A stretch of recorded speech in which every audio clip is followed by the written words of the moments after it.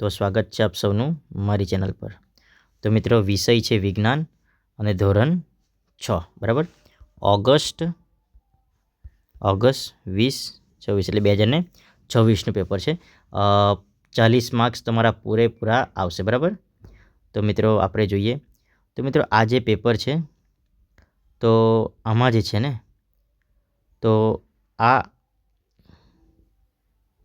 બરાબર તો આ હેતુલક્ષી પ્રશ્ન બરાબર ને તો 1 માર્ક્સનો પ્રશ્ન છે મિત્રો।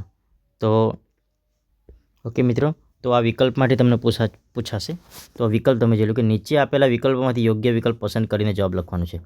તો 1 2 3 આ 4 ઓકે 5 6 7 8 9 10 બરાબર। હવે બી આ વર્ગીકરણ મિત્રો આ જરાક તમને વિડીયો ફાસ્ટ છે તો જરાક સ્લો કરી દેજો સ્પીડ। હવે વર્ગીકરણ કરવાનું છે।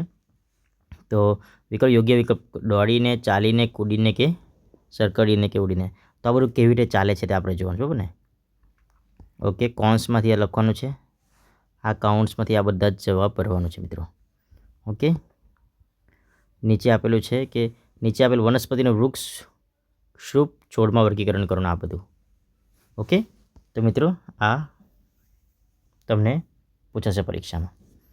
ઓકે તો 6 થી 8 પ્રશ્નો જોઈ લેજો।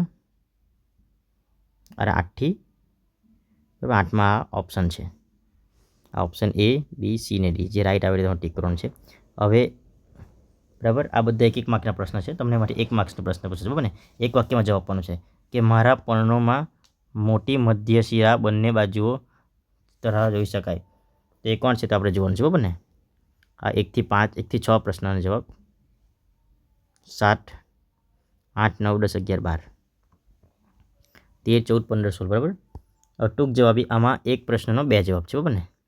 2-3 વાક્યમાં જવાબ આપવાનો છે, તફાવત આપવાનો છે। હવે 1 થી 9 તમે જોઈ શકો તફાવત આપવાનો છે, શ્રુપ છોડ મિત્રો આ બધું જ વસ્તુ તમે બરાબર અભ્યાસ કરી લેજો જેથી કરીને તમને પરીક્ષામાં સરળ રહે।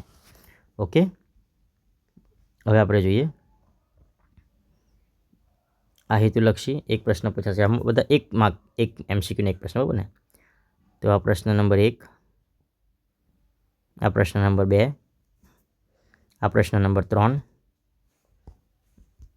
આ પ્રશ્ન નંબર 4, આ પ્રશ્ન નંબર 5 અને 6, આ પ્રશ્ન નંબર 5, આ પ્રશ્ન નંબર 6, પ્રશ્ન નંબર 7, પ્રશ્ન નંબર 8 આમાં તમારે જોડકા જોડવાનું છે બરાબર। પ્રશ્ન હવે આમાં એક પ્રશ્નના 2 માર્ક્સ છે તો તમે જોઈ લેવાનું બરાબર ને। 1 થી 5 આપેલા છે બરાબર। 6 7 8 9 10 11 12 ઓકે ઓકે હવે બીજું એક આ પ્રકરણ નંબર 2 સજીવ સૃષ્ટિમાં વિવિધતા, આ નિબંધ આકારના પ્રશ્ન બરાબર ને। હવે એક પ્રશ્નના 4 છે મિત્રો, તો માંગ્યા મુજબ જવાબો તો આમાં પહેલાં બીજા ને તે તમે કરી જ લેવાનું બરાબર। આ પહેલાં 2 મોસ્ટ ઇમ્પોર્ટન્ટ તમારે કરી જ લેવાનું। ઓકે હવે પ્રકરણમાંથી હવે આપણે જોવાનું છે આમાં હેતુલક્ષી પ્રશ્નો। ઓકે 1 માર્ક્સના છે, આમાં ઓપ્શન આપેલું જ છે આપણને આવી રીતે કે તમારામાંથી પ્રશ્ન પૂછાશે। 3 નંબરનો 4 5મો 6 7 ઓકે આમાંથી 1 પૂછાશે। હવે જોડકા જોડવામાંથી કોઈ પણ 1 પૂછાશે 3 માર્ક્સનું, તો જેટલું જોડકા જોડો બતાવી દેવાનું। આ 1 કરી નાખવાનું, આ બીજો આપેલો છે અહીંયા આ બંને કરી જ દેવાનું બરાબર। હવે ટૂંક જવાબમાં 2 માર્ક્સનું પૂછાશે।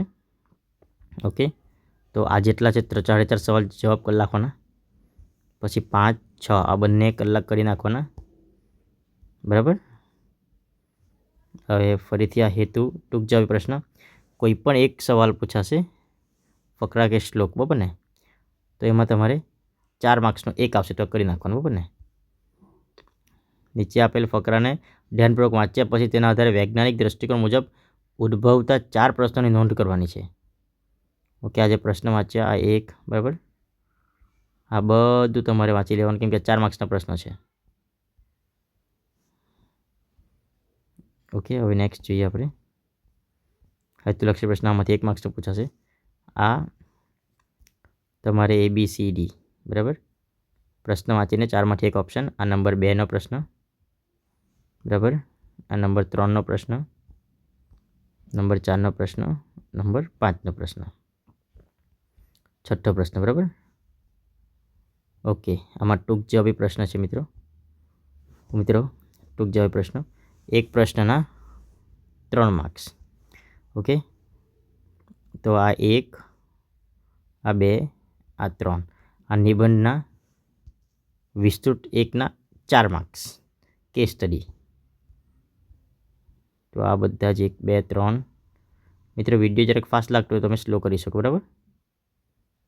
ઓકે, તો મિત્રો આ પેપર તમારું ઘણું લાંબુ છે. તો બરાબર, હવે આ આવ્યું આ પ્રકરણ ઉચિત વ્યવહાર ઉચિત આહાર. તો તેમાં બી આ MCQ આવશે. હેતુલક્ષી પ્રશ્ન 1, 2, 3, 4. આમાંથી એક પૂછાશે.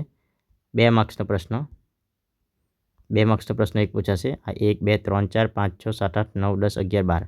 આમાંથી એક પૂછાશે બરાબર. 13, 14, 15, 16, 17, 18, 19, 20, 21, 22, 23, 24, 25, 26, 27. આમાંથી એક પૂછાશે. પછી નિબંધ આકારનો પ્રશ્ન 1, 4 માર્ક્સનો એક પૂછાશે. તો 1, 2, 3. આ 3માંથી કોઈ પણ એક પૂછાશે બરાબર, નિબંધ આકારનો પ્રશ્ન. પછી જોડકા જોડો 3 માર્ક્સનો. આ જે જોડકા છે, આ એક જોડકા, પછી આ બીજો જોડકો, આ ત્રીજો જોડકો બરાબર, એમાંથી એક પૂછાશે. ફરીથી એમાંથી હેતુલક્ષી પ્રશ્ન એક પૂછાશે. આટલા જે છે એમાંથી એક પૂછાશે બરાબર. પછી વર્ગીકરણ કરો 3 માર્ક્સનો પૂછાશે બરાબર. ટૂંક જવાબી પ્રશ્ન એક પ્રશ્ન પૂછાશે 2 માર્કનો. 1, 2, 3, 4, 5, 6, 7, 8, 9 બરાબર. એ પ્રમાણે વિસ્તૃત પ્રશ્ન 3 માર્ક્સનો એક પૂછાશે બરાબર. એમાં ફરીથી હેતુલક્ષી પ્રશ્ન આવશે આ બરાબર. આ હેતુલક્ષી પ્રશ્ન એક જ પૂછાશે એટલે એમાં ખાલી ઉપરથી જોઈ લેવાનું. અને આ 4 માર્ક્સનો પૂછાશે. તો આમાં મિત્રો આ જોડકા તો પાક્કા કરી જ લેવાના તમારે. આ એક જોડકું કરી લેવાનું, આ બીજું જોડકું કરી લેવાનું બરાબર મિત્રો. આ એક જોડકું, આ D બરાબર ને, આ એક જોડકું કરી લેવાનું. આ 2 માર્ક્સનો પૂછાશે તો આ બી કરી જ લેવાનું બરાબર ને. આપણે ઉપરથી એક બધા જ જોઈ લેજો તમે, જેથી કરીને તમને ધ્યાન રહે. આ નિબંધ પ્રકારના 3 માર્ક્સના પૂછવાના છે. તો કોઈ પણ 1, 2, 3, 4, 5માંથી એક પૂછાશે બરાબર. હવે નીચેના પ્રશ્ન વિસ્તૃત આપવાનો છે. આ 4 માર્ક્સના છે પ્રશ્ન.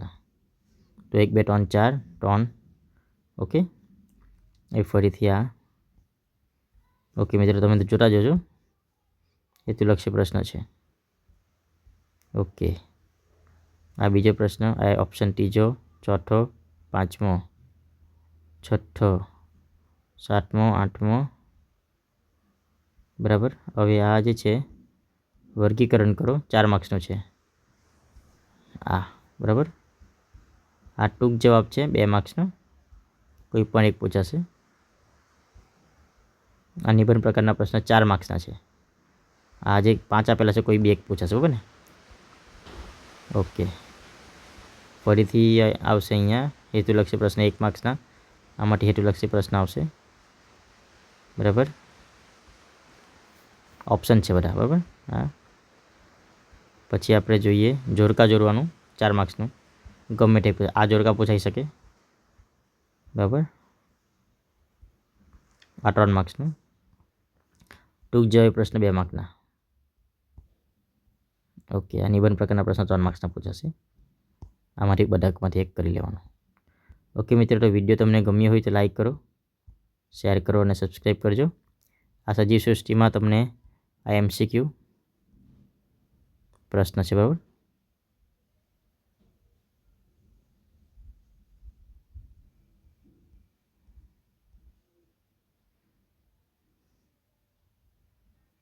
ઓકે, MCQ પ્રશ્નમાં જે આન્સર આપેલા બી છે બરાબર ને.